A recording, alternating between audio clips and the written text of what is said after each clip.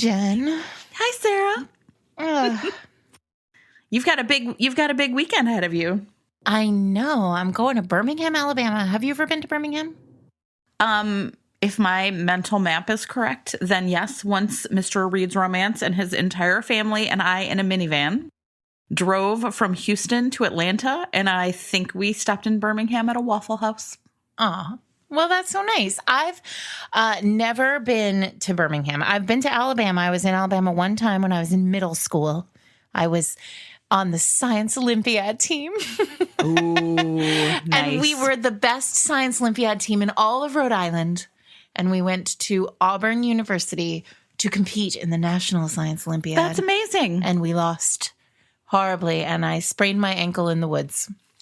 So they had Science Olympiad out in the woods. I don't know, there's like map reading or compass reading or something. And I tripped and I fell and I sprained my ankle. And it was all very sad. And apologies to Jeff Sykowski, who was my partner on that trip. And we lost the compass reading competition because I sprained my ankle in the Alabama woods. I will say, I bet it's a really nice time of year in Alabama, right? I bet it's going to be warm and sunny in spring. You would think so, but according to the weather, it's 38 degrees in Alabama today. Okay. So, well, anyway, I'm going to see the best part about it is I'm going to see my friend Rachel Hawkins, and then I'm going to see Naima Simone, and Naima and Sally Kilpatrick and I are going to do two sessions on romance as part of the Southern Voices Book Festival, despite the fact that I am neither Southern nor do I write about the South. But it's fine. I'm fond of the South. So I bet they have sweet tea. I think it's going to be delightful. I'm going to have a wonderful time. Fried food. And yeah, I'm excited. I'm ready. I'm hoping for a green tomato, but I don't think they're in season. I don't know. Our Southern listeners are going to be like, Sarah, you're such a dum-dum. But so anyway, Birmingham, I hope that you see us. I hope I've met you. If not, next time. Anyway, welcome everyone to Fated Mates, everybody. Enough about Sarah's travel plans. Yeah. I will be home in cold Chicago. We are going to see a play. What play are you going to see? We're going to see a play at Steppenwolf called Bug. And if you are not a Chicagoan, I will tell you that Steppenwolf is always like where you go, where you just want to like stare down into the pit of the soul of humanity. I've never seen a play there that was not just like, that didn't have the thesis like people are terrible. Well, yeah. Isn't that where that Steppenwolf produced John Malkovich, I think? Yeah. Mm-hmm. And, I love John Malkovich a whole lot. He's a super weirdo. And I will watch him do anything. So, A+ Steppenwolf. Great job. Great job raising a weirdo.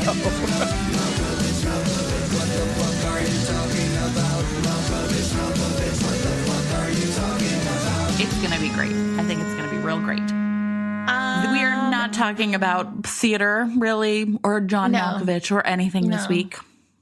Should we introduce ourselves? Did we do this? Oh, yeah. I'm Sarah McLean. I write romance novels, and I read romance novels. And I'm Jen Reads Romance, and I read romance novels and write about them for Kirkus. And my random ass thoughts on Twitter. I'm Jen Reads Romance. Everybody, if you didn't get a chance to read Jen's absolutely brilliant piece in Kirkus this week or last week on obituaries and the jumping off of the obituary that the Times wrote of Joanna Lindsay for Joanna Lindsay's death, and talking about gender and how we write about women who write and how we talk about women who write and how misogyny and patriarchy are in everything we do, you absolutely should. We'll put it in show notes. Oh, that's nice, Sarah. And by we'll put it in show notes, I mean Jen will put it in show notes. Yes, that is also true.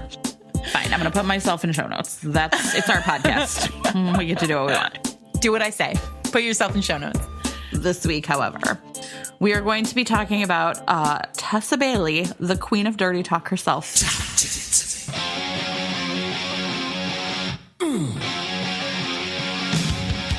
Oh, she's so good. Yeah, so I actually was going back through. So the book we're actually going to be talking about is Asking for Trouble, which is like a book, The Blooded Sarah. We both had Tessa Bailey books on our lists, but we're going to talk, I think, probably about Tessa Bailey in general after we talk about this book specifically, because I'm a big fan for a lot of reasons. I think she just really is like speaks to my id, whatever that is.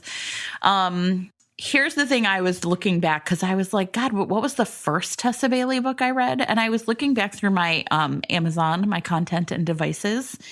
And in 1 2-week period, starting in 2016, when I'm guessing one of her books were on sale because I bought a bunch of them for like 99 cents, I read 12 Tessa Bailey books in 2 weeks. Yeah. I'm not even kidding. It was from like June 16th or 17th, 2016 to like July 1st. It's literally like Tessa Bailey, Tessa Bailey, Tessa Bailey. Like I just gobbled them all up. So I read Tessa Bailey. This is Asking for Trouble is my first Tessa Bailey. Oh, interesting. Okay. And it was because my friend Sophie Jordan, who also loves a dirty talker, she recommended, like she had either met Tessa somewhere or like had read one of these books. And she was like, you gotta do this. You gotta read her. She's amazing. She's like, the books are super hot. They have this like incredible straight shot. And I've never read dirty talk like this dirty talk. And I was like, yeah. Well, challenge accepted. And then you were like, oh. And then I was like, holy crap.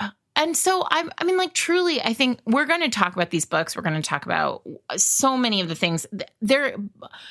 Look, the reality is, like, on paper, I should not love these books. Sure. They're not my kink, largely not my kink. I don't like police officer romances. Like, they are not a thing that I read very much of. Yeah. But man, Asking for Trouble hits, like, it fires on all cylinders for me. Well, it's because he's not really a cop on page at all. Like, no, we never really see him at work, I think. No. And I like when he's introduced, he's like, oh, he's like an explosive expert and it's fine. Yeah. Like he blows shit up and that's all you need to know. So, but I do love enemies to lovers. So that is part of why this book, I think, really like works so well for me. But truly, I want to talk. I feel like this whole episode is really going to be about dirty talk and what we want from it and what it does on the page and why Tessa seems to be so good at it. Yeah, that's interesting. But why don't we talk about the series first? Do you want to like explain the series Sure. and then talk about your book, which is the first one, which is her debut, we think? I think so, yeah, which is real wild. Talk about like just starting real hot. I'm gonna text her and see if she'll text me back while we're doing it, but go on. Okay, so it's really interesting. The first book of the series takes place in Chicago. It's called Protecting What's His, and basically well, I don't really want to necessarily get into it. What's interesting is the rest of the series takes place in New York. And then a second series she writes is about like sort of cops in New York and then like returns back to Chicago. So she the character who is the first hero in Protecting What's His name is Derek. Not Derek Craven, but my second favorite romance Derek. And he kind of returns as like their lieutenant in that whole second series. So we get like little glimpses of him. Okay, she just texted me back. That is her debut. Jesus, wild. This book, Asking for Trouble, centers around a group of friends in New York. And essentially, like, some of the friends are cops. And then, like, as they fall in love, some of the women's friends date the other cops, right? And the one before this, I think, is about a detective. Then there's this one, Brent, is in explosives, sort of expert, whatever. In the next book, it's like Brent's sister and their other friend. And then there's also one where it's sort of a little bit of an outlier. I think the bridge is a cop from Chicago that worked with Derek comes to New York and sort of like meets these guys. So it's like not really as tight in terms of like the way the relationships are as some later series. But in this one, Hayden, who's our heroine, is like this society princess who really, you know, she like works at a nonprofit, but she's basically like rich and has like a townhouse on the Upper East Side, which I can't imagine is cheap. And then we get Brent is this explosives expert, and they're drawn into each other's orbits because in the previous book, his best friend and her best friend fall in love. And they just are like sniping at each other. And as this book opens, she finally, essentially the gauntlet gets thrown down and she's like, fine, come back with me. Like all of their flirting, all of their sort of hate talk was really flirting talk. We come to understand and they come to understand, right? So he goes back to her house with her and they basically don't even make it out of the foyer. She like rides his face. It is really, really hot. And then like basically there's a knock on the door and it's interrupted. And like, so the rest of the book is sort of this, like, I don't know. It's really interesting too. I think the plotting of this book, which we can talk about, but kind of them figuring out that their animosity was really sexual tension and how to resolve these class differences between them. Yeah. Which is, I think, so powerful. There's like, at first blush, these books, which came out from Entangled. So this whole series was Tessa's first series, and she wrote them. I mean, I remember when I met her for the first time. It was pretty quickly after this. These books had come out, and she put out something like 5 books in 2013, like just was writing like crazy. And it's really awesome. Like she sort of was one of those authors who this was right as ebooks had become like, it was clear that we were never going back. Like ebooks and indie publishing and small presses were going to dominate romance for the foreseeable future. And Tessa was one of the first writers. So I remember a little bit before this, maybe 2 or 3 years before this, I met Bella Andre at an RWA conference, and she told me that there were 2 ways to succeed in romance as an indie published author, as a small press published author, as an ebook, like a digital author. And those 2 ways were, 1, you were old enough, Barbara Freethy style or Roxanne Sinclair style, to have a massive backlist and to have been smart enough to collect that backlist before the publishers knew what they had, what they were sitting on. Interesting. And like, so Barbara Freethy, I'm sorry guys, I'm going to take a little diversion trip and then come back. But like Barbara Freethy at the time, Barbara Freethy, who is the #1 best-selling author on Amazon of all time. Oh, wow. I don't think I knew that. She wrote a bunch of contemporaries for Harlequin or Love Swept or somewhere and just got them all back. Like when ebooks, there was a time, my first publishing contract, ebooks were not in the contract at all. Wow. Like ebooks didn't exist. Yeah. So that's wild. And so she collected all her books back and then she put them all up online and like started making, she built, like she had this massive backlist and she was the only, like people were getting Kindles, but there weren't enough books, right? So they were like, oh, Barbara Freethy, great. That's a romance novelist. She has 22 books or however many. I'm going to buy them all. And then Bella saw what was happening and was like, I had to write my backlist. So she wrote something like 9 books in a year and a half. And she was sort of the superstar from that perspective. But then on the flip side, all these authors like Entangled started and all these other small presses started. And all these authors who could write really fast were doing it. And Tessa was one of them. Like Tessa was maybe the first one who I'd ever like met aside from Bella, who was like just writing crazy fast.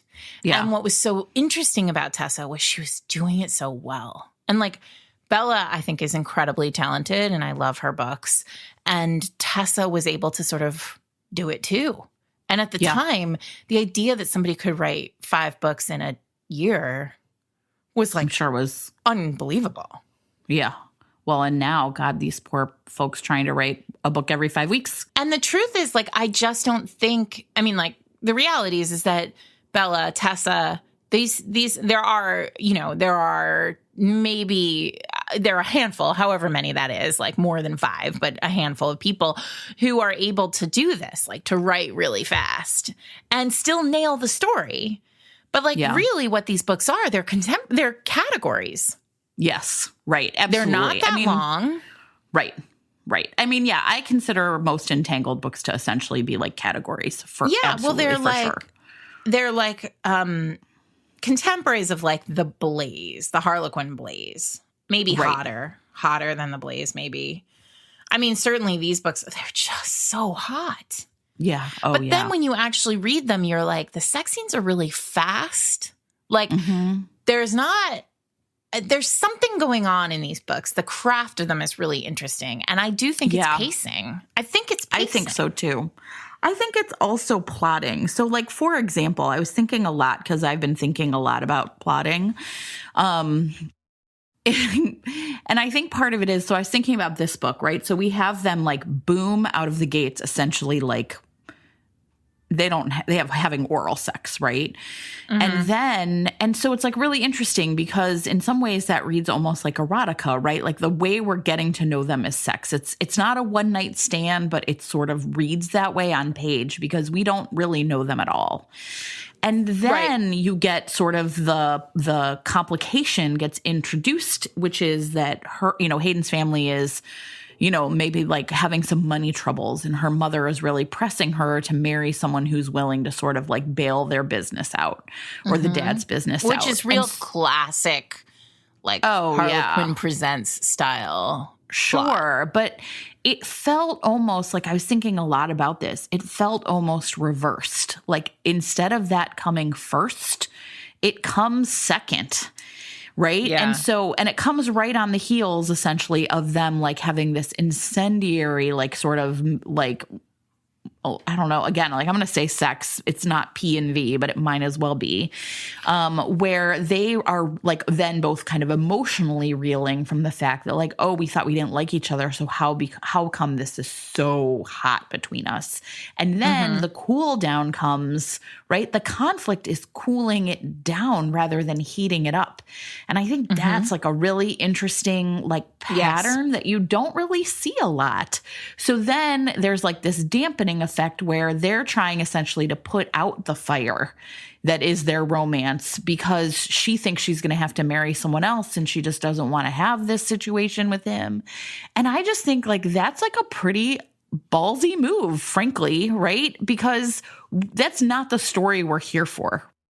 And instead we see that they are like the gravity though of this, like what they have together is they can't actually fight it. So the whole setup of that is all tension all the time.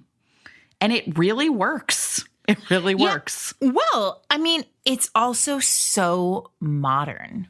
And all of her books feel that way. Like they have this, the setups are so beautifully modern. And like there is something very like they're all set in cities, right? So like there's something very like electric about the settings are all very powerful. There's always a sense of like activity around the characters. There's like there are always extra people. She's doing something she's telling a sort of bigger story in some ways, but then every second of the relationship feels like fresh and new because and I think part of it is because they're written in the style of a category. Like we're supposed to feed on them the way we feed on categories, like really fast. It takes 2.5 hours to read them, like they're a bathtub book, right? But at the same time, they're so different than categories as we like to talk about them. Well, and I think it's like, it's really interesting. They don't rely on like tropes the same way, right? Like these two are enemies to lovers, but we're like meant to understand that happened all in the past. There's no setup of enemies to lovers. It just is. So then it's like being, you know what I mean? It's all like kinetic energy instead of potential energy, if that makes sense. Because as enemies to lovers, sometimes you have to like set it up. We have to understand why they don't like each other. And she's just like, look, they don't. But watch me then push them off this fucking cliff that they've climbed up together. You don't need to see them climb up the cliff. We're just going to start here. And I think that there's like a tremendous amount of energy that like then gets carried out through the whole book because of like that starting point. Yeah. And she also plays with, and that's the whole ball game. Like she's able to balance their sort of deep-seated distaste for each other with a kind of like weird sexual tension. Like, is it hate or is it like just fucking like desire? Plus and then layer in all these other issues that feel really real, like really authentic. Like, and here's the thing also, class, this is one of the first contemporaries I ever read where I felt like class was really like nailed in the sense that, yes, Hayden, obviously her family has money troubles and she has this problem, right? But even poor, Hayden's rich. Yeah. And they are totally different from each other. Yeah. You know, the other thing I thought was really interesting about the way it's played is he is constantly needling her for being a rich girl. Mm-hmm. But when she like turns around and there's a couple times where she essentially like points out that he's struggling financially or like he feels that way, it's really fascinating because she has these moments where she's like, I think we're meant to understand she's just doing to him what he's done to her, but she's punching down because she has more money. Someone punching up to you being like a princess, yeah, that hurts your feelings. But when she does it, it just is like a bigger blow. And I think that's something like she has to figure out. They're not on an even playing field. And I think it's really well done. Like there's the parts where she's just like says things and immediately kicks herself because it really is a woman for whom everything really has been for sale. I mean, and that's part of it too. It sort of feels, it's so authentically like I think this is part of it. The whole series, this whole book and all the other books in the series all feel so like authentically romance. In the sense that like we've seen these stories told again and again, and we've seen these archetypes again and again. And often you don't see this archetype of like the poor little rich girl who like, you know, is that this class conversation doesn't often happen in contemporaries. Yeah. Like when we see it happen in contemporaries, we see it happen with like the barista and the billionaire. Right. And you're sort of like, and it's sort of a joke. You know, yeah, that's not real. He comes in every day. He buys his coffee. They fall in love. He like pulls her out of the coffee shop and like, huzzah, happily ever after. Right. And there's no thought given to the conflict that is innate in their identities. That's a really historical conflict. Yeah. Yeah. And here Tessa is pulling it forward into not just like small town contemporary. She's pulling it forward into like urban city, like police officer. Like she's really layering so many different tropes in here. Well, and like the part, and it's like skipping forward a lot, but like there's a part where essentially to fuck with them, her mother, and this is like the perfect example of it, right? Her mother essentially pays off Brent's sister's college tuition, right? Kind of just to fuck with them, to make it look like she sets it up so it appears that Hayden has done it as sort of like a mercy thing, right? Like, I'm just going to pay off your, siblings' tuition. And it's both this moment where you're like, these people, even in their money trouble, can afford to write a check to just like pay off someone's college tuition, which is something the rest of us have fucking nightmares about. Mm-hmm. And at the same time, like him working through why it hurts him working through like, I wanted to do that. The fact that I worked so hard for it and you just wrote a check for it makes all of my hard work worthless. Like it's like a really interesting scene. And I think it's like really kind of like, I don't know, it's like really playing through, I think, right? Like the problem that it sets up. And you're right. Like we don't really see it in romance in the same way because often, and this is like gendered and we could talk about that. It's a rich man and a woman who's like, well, I'm kind of supposed to be taken care of, so it's fine. But when we see him struggling with this and what it means about his masculinity to be a like quote unquote provider, it's really good. I don't know. Yeah. I really found myself being like, wow, look at that. Well, and that scene, I came back to that scene on this reread too, the scene where like he confronts her on it and they're like having sex and it's all like so tangled up in this really like unpleasant, awesome way. Like there's so much going on in that scene and it's all happening simultaneously, fast and furious. And there's this moment where she basically like she won't give in the sense that like her pride is too strong. Like she's so fucking tired of him just seeing her for like as like the rich girl. And she says like, yeah, I did it. And like, it means nothing to me. Like it mean like this much, like I spend this much money on my hair. I think she says like in a month. And like, she's so enraged by how he can't see the truth of her. And it's so real and authentic and emotional. And she knows she's harming him. And then her like farewell in that scene is like basically saying like, if I wanted a kept man, like this isn't how I wanted to keep him. And like he recoils from it. And like, it's just so, it will be unsurprising to our longtime listeners that I love a romance where like two people hurt each other. Like, because life is like that. Like sometimes it's really messy and like we say things we don't mean to say, or like you lash out, their weak spots, right? I mean, this is a moment where you really see love that. is about that. I love a love story where like people are just like, they fuck up with each other. And Tessa, talk about somebody who like really doesn't pull that punch. Like her characters are nuanced and angry and messy and fucked up, and they're fucked up with each other sometimes. And she somehow does it all while making it incredibly sexy and incredibly funny, like at times.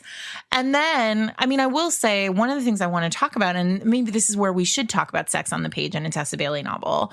But like her sex scenes do so much work in terms of like showing us the true nature of these characters. Like it's the sex scenes in this book for the first like 80% of the book longer are really the only time we see Brent like honest. I think that's true. Because I think there's so much he's hiding, and it's because of his pride, the fact that even his best friends don't really know that he has a second job, right? And so there's a lot of ways in which this is a place he's like, I'm comfortable, I can be myself here, and demands that she be herself there too. Yeah. And I mean, and he draws it out of her with dirty talk. Like there's, and it's so intense. And I mean, we've talked before about how I think dirty talk does a lot of work from a consent perspective on the page in romance novels, like dirty talking is in like ongoing enthusiastic consent. Like as long as you are talking to each other, you are both in it in the moment. But at the same time, like Tessa uses it to unravel the characters. Like she uses it's always her heroes who are the like true dirty talkers. And like, it's always, she has another one that she wrote a book with, Eve Dangerfield called Captivated. I don't know. It's like a Dub Connie, but like, yeah, it's really good though. Consensual dubcon. It's Captivated. And essentially it's like the heroine has had like a bad breakup and she's a graphic novelist and she's been writing this like erotic graphic novel just for herself where she fantasizes about her landlord, like her bananas good looking, hot, broody, grunty landlord who never says anything to her and like never interacts with her at all except to be an asshole. And she placeholds him as a fantasy. And the graphic novel is dubcon. Or non-con even. And he finds it, like for some reason he sees it and he identifies himself in it. And basically he says like, I can do this for you. Do you want me to do this for you? And she's like, fuck yes. Right. Mm-hmm. And then like, I think I talked last week about how one time I had a conversation with Tessa and she was like, and we were talking about like how like some erotic romance writers, they just like open a vein, like a straight line to their lady parts and like just, pour it onto the page. And like, that's how I feel about this book. But where am I going with this? But basically, so in a lot of the cases in her books, and look, I've written this character too, right? Like this is the beast archetype in terms of like you have a character who doesn't talk, who doesn't engage and cannot be unraveled.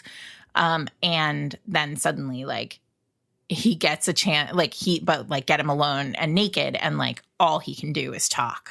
And that's really like, that's a pure kink for me, one, but also in this particular case, like what that does is it really like it evolves the romance and the relationship between the hero and heroine in this like really intense way, because talking is all like communication is all of it when it comes to romance. Like that's all anybody in a romance wants from their other partner. Like this, just an open line of honest communication.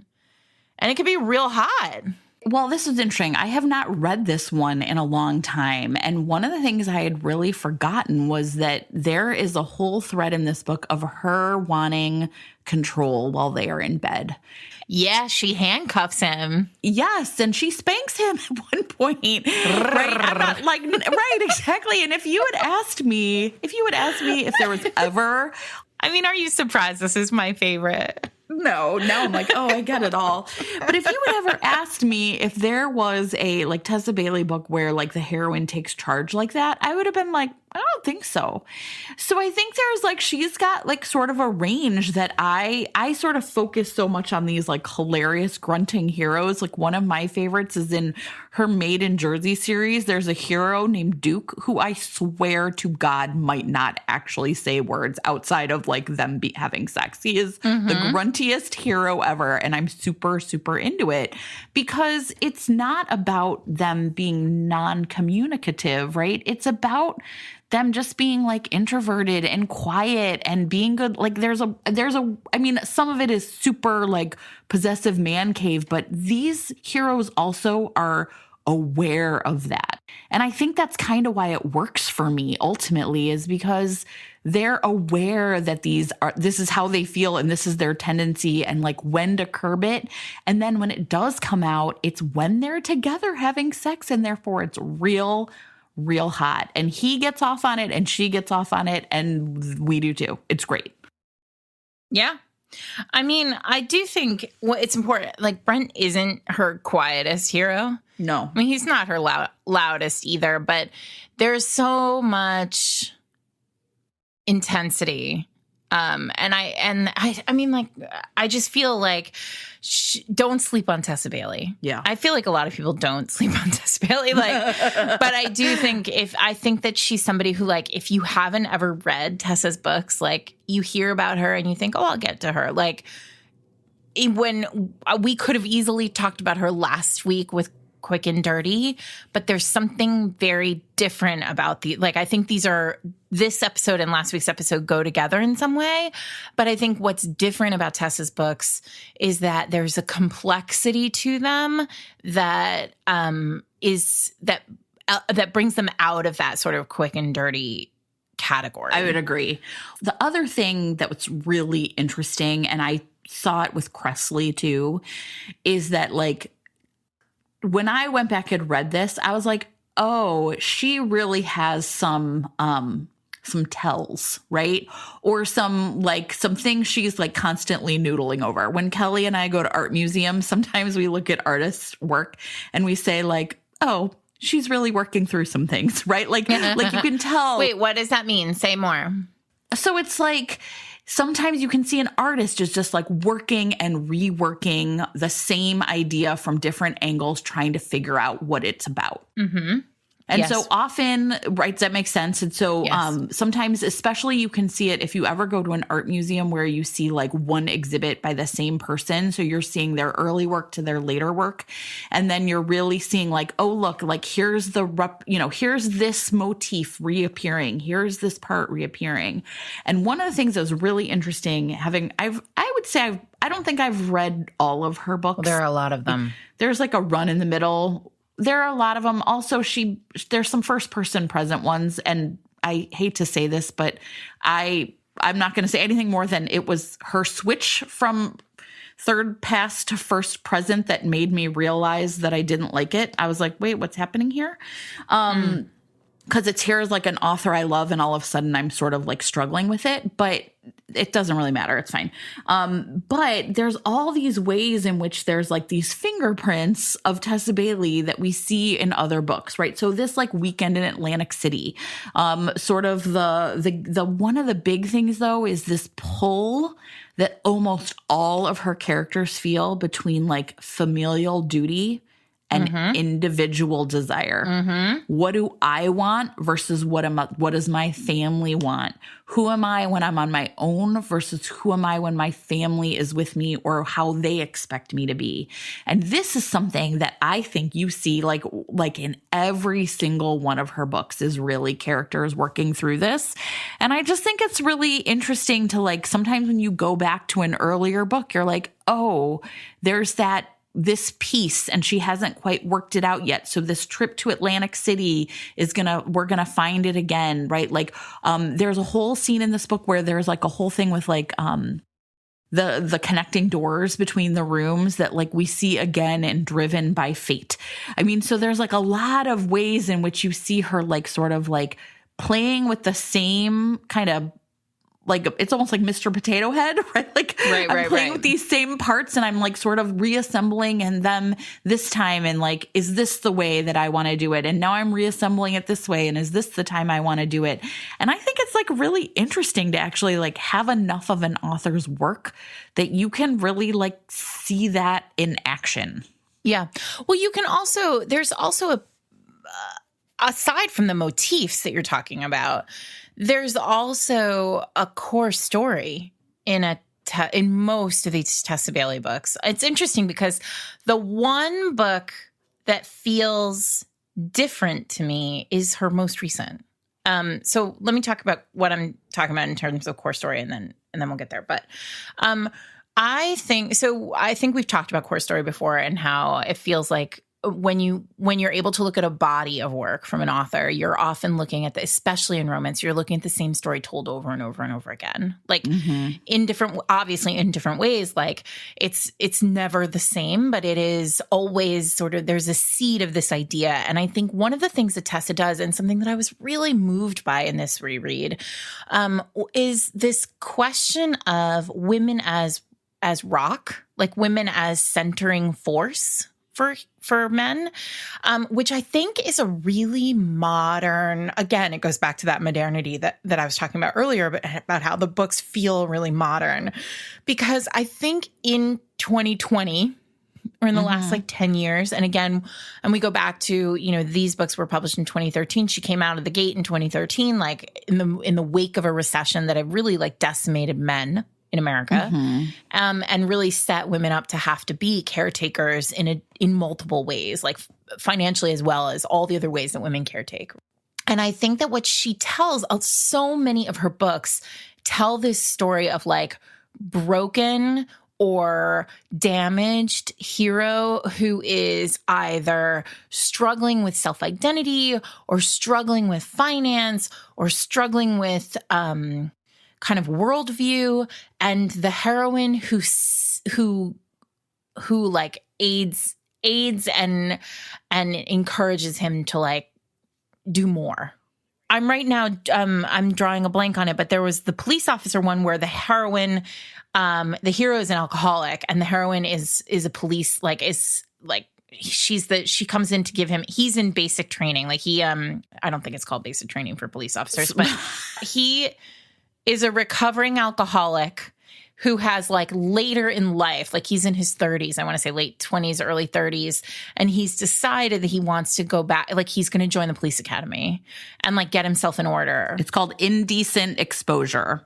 Yeah, and she is a marksmanship expert, and she comes to teach a class. It's very like Top Gun. But at the same time, it has this kind of woman as rescuer in some way. And there's something in that story that is both powerful and really kind of like heartbreaking and also very authentic. And there's a lot of worry in that like I feel like readers can negotiate as women in the world in 2020.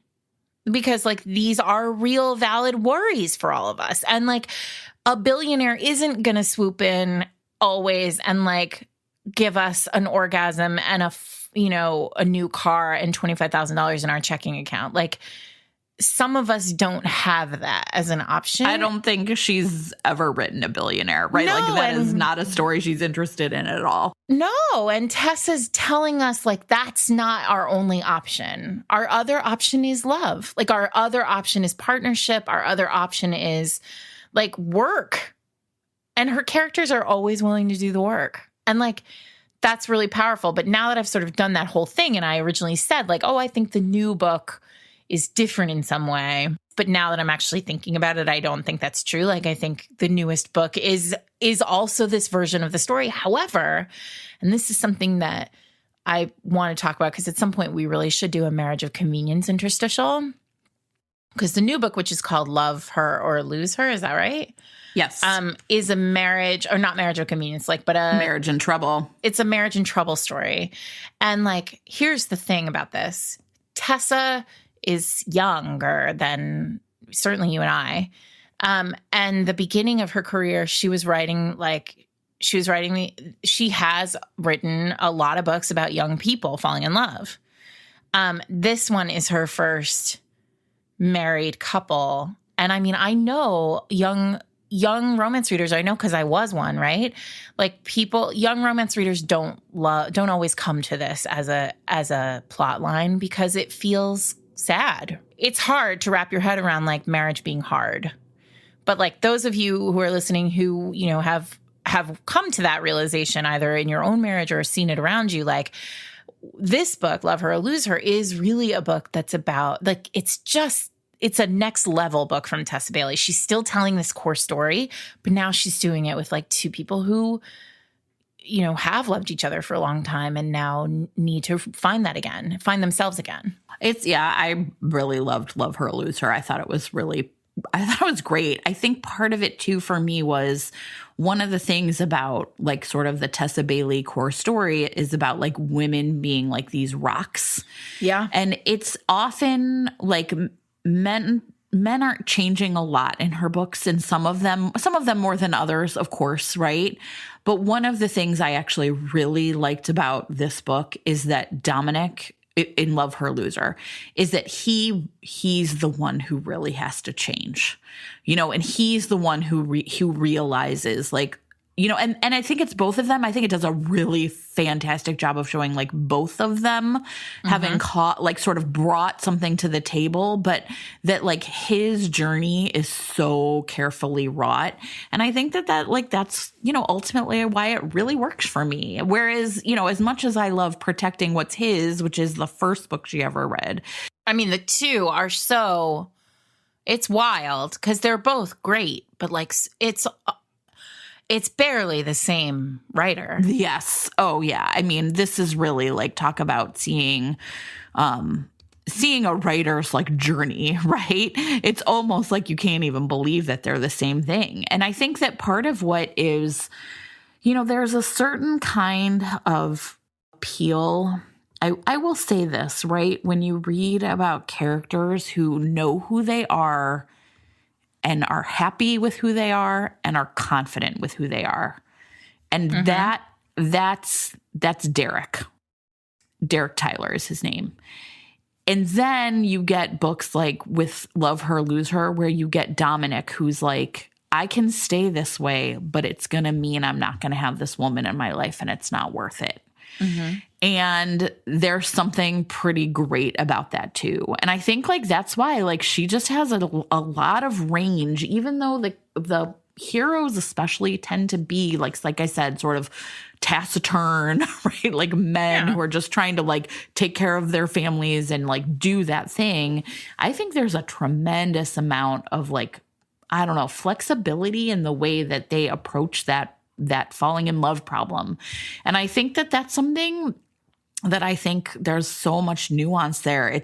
There's so much more than just, like, the dirty talk. I mean, that's, like, amazing. That's what we say. We're like, oh, queen of dirty talk. But the reality is that Tessa Bailey's books are important.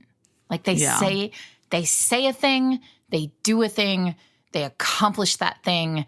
And I don't know her. I don't know her very well. I mean, I know her well enough to text her and ask her if it's her first book. But, like, I don't know her process well enough, or her life well enough to know if, like, she's even aware that she's telling these stories. But, like, this is the Tessa Bailey story, and it is so essential to romance. Like, and there aren't that many people doing it, because when we see these characters, when we see these, like, kind of ex-soldiers or police officers or, all these kind of, like, working heroes in other places in the genre, we see them in, like, at their most heroic.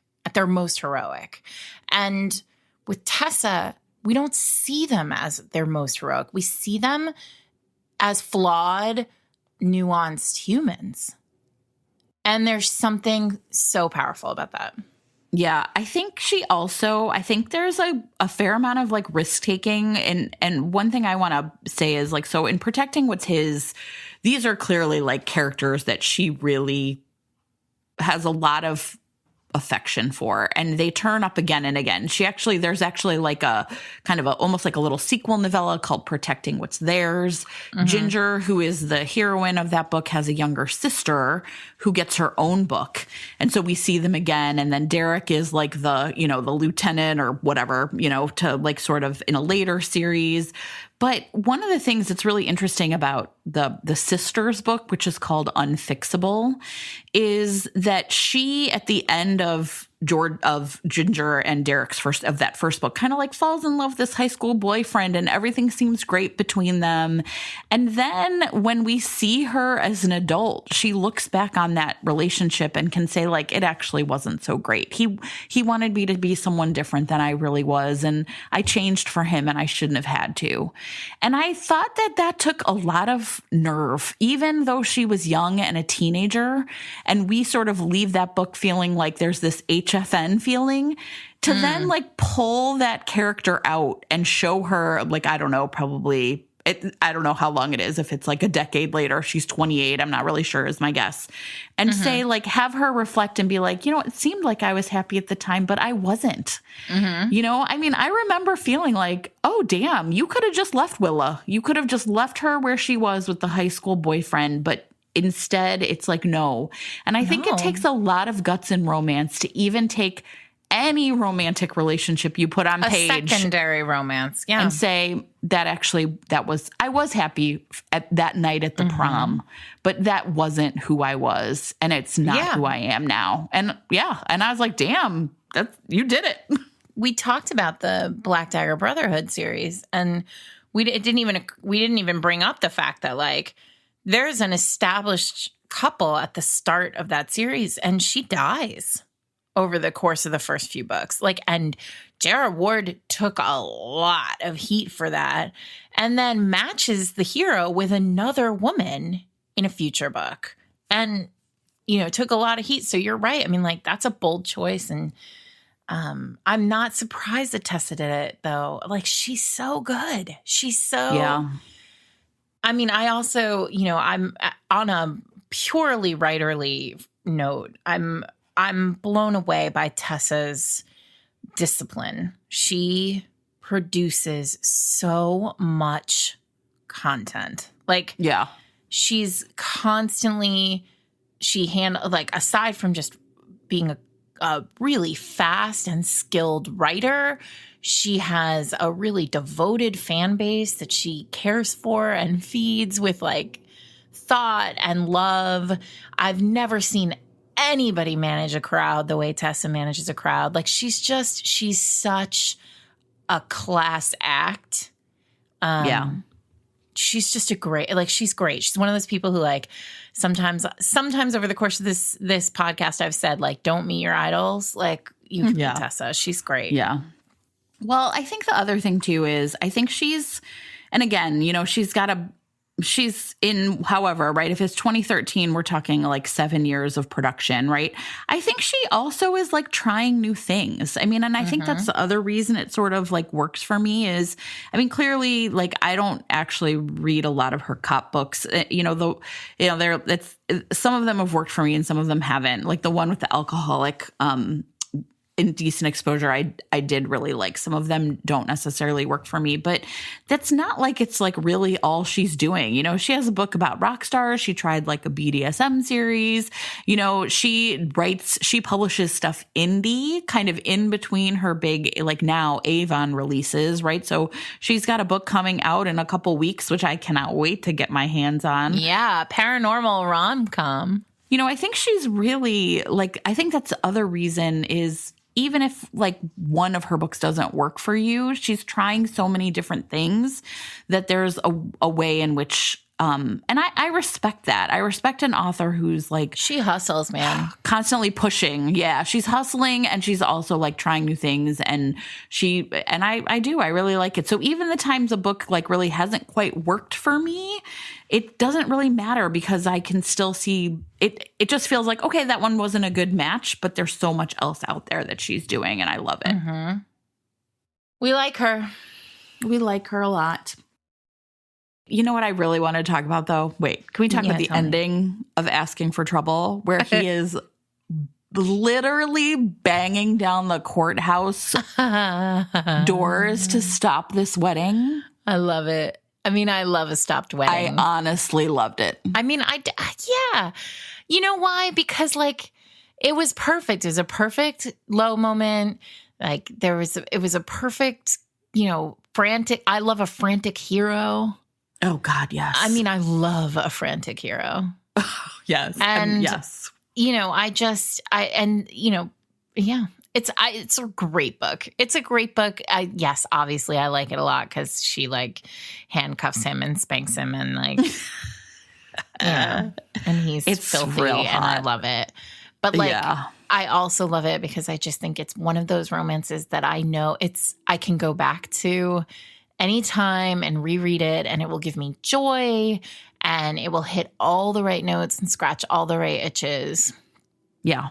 And and what's wild about it is when I picked it, early when we made this list and I was like, Tessa Bailey, I thought, oh, maybe I'll get there and it'll just be like, a one-handed read. Right. And the truth is, like, on the reread, reading like every word and actually thinking about it this time, I realized like how much work Tessa is doing in these books. And it's so effortless. Nobody, like, you don't notice until you notice. I agree. 100%. Great job, Tessa Bailey. A+. So, Jennifer, I don't know what we're reading next, Sarah. So everybody's going to have to wait. We'll just announce it. We'll announce it next week in the interstitial. We'll decide it between now and then. Or maybe we'll announce it on Twitter or something before then. Yeah, exactly. We'll figure it out. So you can call us and tell us about a book that blooded you at 646-450-3766. This is the only way you can get that telephone number. Thank you all so much for calling in. We love your voicemails a whole lot. Also, I saw a couple people talking online about how they were the voicemail of the week a couple of weeks ago. I know. It's so exciting. Everybody it really loves is. to hear themselves. So if you want to hear yourself on the radio or on the whatever this is. I know. On the radio. On the internet-io. You're my favorite. Okay, wait, let me say this part because Kelly was like, listen, you need to do better. So you can buy t-shirts and totes from Jordan Dene at jordandene.com because she was like, people aren't going to go to show notes every time, or from buttons and pins from Kelly at jenreadsromance.com. And Eric Mortensen is our producer, and we will let you know next time or at some point what we're going to read. We forgot to talk about it, and we can't decide right now because we've tried that before and mistakes were made. Didn't work out. We will be back next week with an interstitial. Somebody actually texted or Instagrammed us with a good idea that I think we're going to do next week. And yeah, we love you. Read a Tessa Bailey book. You won't be sad. Yeah, there are like 4,000 of them. You'll be very happy you found a new author. All right. Good night, everybody. Good night. Hi, my name is Christina, and I'm from Sacramento, California. The book that blooded me was Lindsay Sands' Love Bites. When I was a senior in high school, early part of the year, my best friend sat behind me in school, and she read every single day. And one day I turned around and I was like, what are you reading? And she had this purple book with a little bat on it. She goes, you know what? I'm going to stop. I'll just give it to you. And she gave it to me, and I read it, and it was about Etienne Argenot, who is a 300-year-old bachelor, and he is a vampire, and he falls in love with Rachel Garrett, who's a morgue worker. There's some accident and some hijinks involved. I read that book, and it just was like, oh, I need more of this kind of stuff. So I came back to school 2 days later, gave her the book, and I gave her money so that she could go buy it for me because I loved it so much, and it was her copy. So she went to the bookstore the following weekend, and what she returned with was not Love Bites by Lindsay Sands, but Gina Showalter's The Nymph King. And that book, Gina is a master. Her, Valerian is the Nymph King, and he and the other male nymphs down in Atlantis have gone. They're in charge of guarding a door that goes to our world because Atlantis is under the sea, and it's where all of the mythical creatures live. And they go out and, kidnap some women, but they're looking for mates. It's a little bit of a touchy premise these days, but Gina, all of her books are what led me to Cressley Cole. So they're just wonderful books, and Gina is just a master at her craft just as much as Cressley, and I hope you guys have read it. And if you want to look me up on Twitter, it's Christina Vince, and I will hopefully hear from someone. Thank you.